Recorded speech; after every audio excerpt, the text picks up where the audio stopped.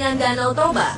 Danau terluas dan terdalam di Indonesia ini menjadi salah satu ikon wisata yang diunggulkan tahun ini. Presiden Jokowi mengumumkan bahwa Danau Toba menjadi prioritas pengembangan destinasi tahun 2016.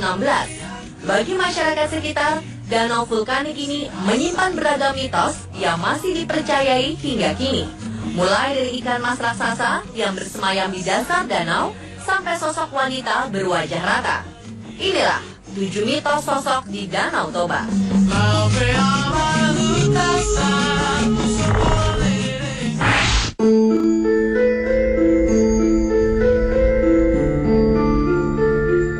Ukuran Danau Toba yang luas dan dalam membuat kepercayaan tentang ikan mas raksasa yang bersemayam di dasar danau masih dipercaya secara turun-temurun. Masyarakat Toba meyakini bahwa ada 3 ekor ikan mas yang sangat besar. Masing-masing ikan mas berwarna merah, hitam, dan putih. 3 warna ini merupakan warna khas suku Batak. Banyak masyarakat yang mengaku sering melihat ikan ini dengan ukuran antara 5 hingga 10 meter melintasi danau. Nelayan di perairan Toba selalu gelisah saat rombongan ketiga ikan ini lewat karena akan merusak perangkap jalan mereka. Karena kepercayaan ini, setiap ada ikan yang berukuran lebih besar dari biasanya akan diperlakukan dengan terhormat. Ikan yang ditemukan akan dipelihara dan diberi sesajen berupa telur, jeruk purut, dan sesajen lain.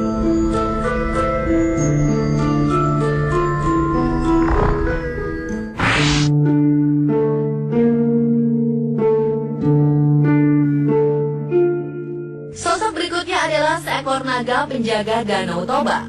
Konon kabarnya, naga ini adalah anak leluhur Toba yang menjaga danau agar tidak kering. Naga ini masih sering muncul hingga sekarang. Beberapa nelayan yang sedang menjala ikan di danau kadang sering bertemu makhluk besar bersisik seperti ular besar berenang di danau. Namun belum ada yang bisa membuktikan keberadaan naga ini. Dengan luas dan dalamnya danau, kepercayaan tentang naga ini tetap dianggap masuk akal. Panjang naga diperkirakan setengah dari keliling Danau Toba. Jadi, dia masih leluasa hidup di danau tersebut.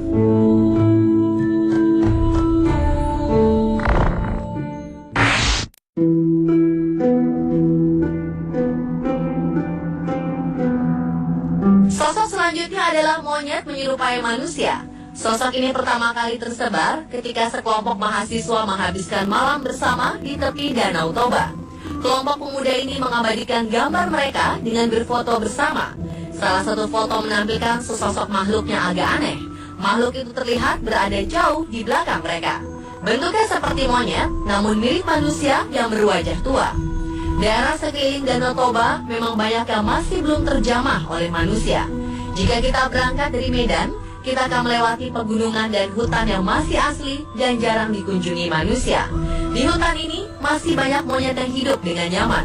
Terkadang mereka turun ke jalan dan terlihat bergerombol di tepi jalan raya. Hal ini mungkin yang memunculkan mitos monyet menyerupai manusia di sekitar Danau Toba.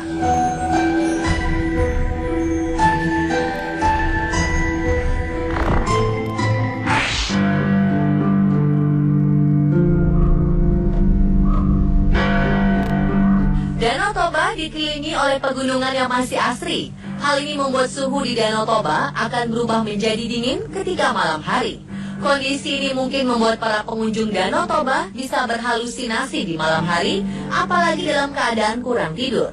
Sekelompok pemuda pernah menghabiskan malam di tepi Danau Toba. Karena tidak bisa tidur, mereka memutuskan untuk menghabiskan malam dengan bermain di tepi danau tersebut. Salah satu pemuda tiba-tiba melihat sesosok wanita muncul dari permukaan air. Sosok ini semakin mendekat dan betapa terkejutnya pemuda ini bahwa yang dia lihat adalah seorang wanita yang bermuka rata, tanpa mata, hidung, dan mulut. Kemunculan sosok ini membuat sang pemuda ketakutan dan berteriak seperti orang kesurupan. Rekan-rekan yang bersamanya pun berusaha menyadarkan pria ini. Namun tidak satu pun yang melihat sosok perempuan berwajah rata tersebut kecuali pemuda ini. Cerita ini pun tersebar dan menjadi mitos di Danau Toba.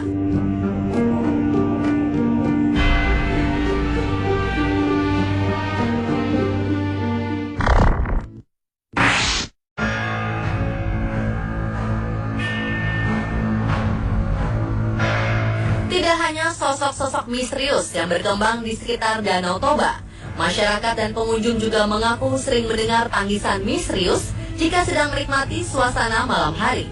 Suara tangisan kesedihan ini terdengar memilukan, seakan masih memiliki hutang di dunia. Konon kabarnya, tangisan ini berasal dari korban-korban yang tewas tenggelam di Danau Toba. Akses Pulau Samosir yang berada di tengah Danau Toba atau desa-desa di tepi danau yang sulit dijangkau melalui darat memang memanfaatkan danau ini sebagai transportasi. Biasanya penduduk dan pelancong menggunakan kapal feri, perahu, atau speedboat untuk menjangkaunya. Kelebihan muatan atau kapal yang sudah tua membuat beberapa penyeberangan gagal dan menenggelamkan penumpangnya. Arwah-arwah korban tewas di danau ini dipercaya masih berada di sekitar Danau Toba dan membuat suara tangisan di malam hari.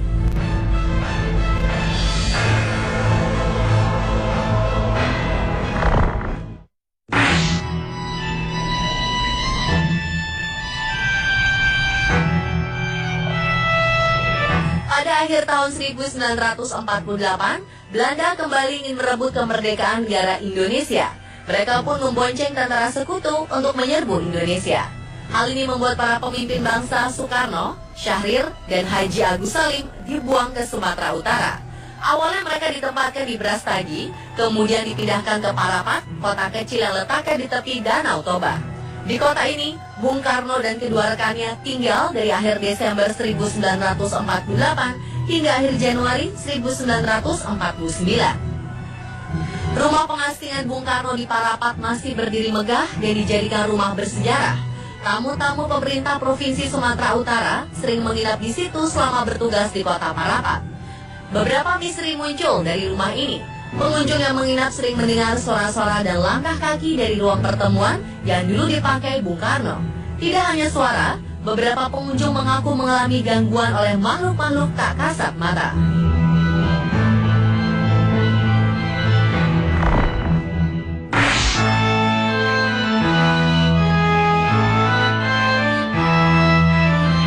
Begu Ganjang dalam bahasa Toba berarti hantu yang berukuran panjang. Makhluk mistis ini sudah sejak lama dikenal oleh masyarakat Batak. Menurut penduduk di sekitar Danau Toba, Begu Ganjang kadang menghantui daerah sekitar. Keberadaannya sering dikaitkan dengan fenomena aneh seperti orang yang tiba-tiba sakit atau meninggal secara misterius. Konon, mereka yang pernah melihat menjelaskan bahwa makhluk ini sangat tinggi dan jika dilihat bisa mencekik orang yang melihatnya. Sosok ini suka berdiam di atas pohon-pohon yang tinggi. Pohon-pohon seperti ini banyak tumbuh di hutan-hutan sekitar Danau Toba. Pemirsa, itulah 7 mitos sosok di Danau Toba. Semua itu berasal dari cerita masyarakat dari mulut ke mulut. Kebenarannya masih diperdebatkan hingga sekarang.